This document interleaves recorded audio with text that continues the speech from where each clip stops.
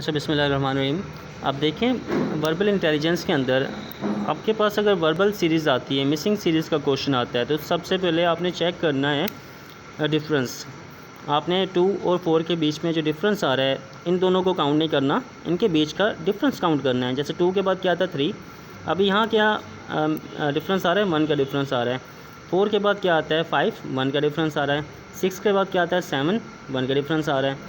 8 के बाद क्या आता है 9, 1 का डिफरेंस आ रहा है। अगला डिजिट तो आ रहा है, हमें आगे अब इजीली पता लग गया कि आगे हमारे पास फिर 1 का डिफरेंस आएगा और राइट आंसर हमारे पास 12 आ जाएगा। क्लियर है। और दूसरी तरह ये हमारे पास इवन काउंटिंग है, 2 4 6 8 10 और 12, आगे 14 16 फिर 18, इवन जो मतलब जिसके ऊपर 2 का टेबल जाए।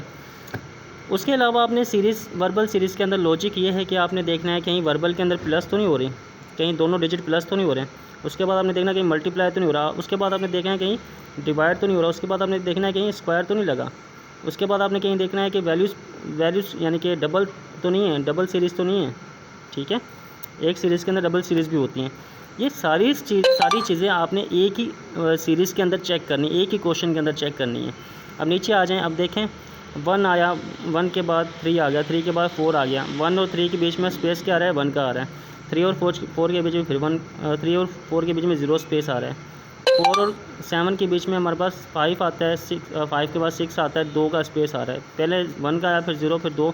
अभी ये सीरीज़ समझ नहीं आ रही। आप देखें 1 और 3 में हम जब 1 में और 3 को प्लस किया तो हमारे पास क्या आया 4। 4 में 7 प्लस किया हमने तो हमारे पास 11 आ गया। अब 11 में जब हम 7 प्लस करेंगे तो हमारे पास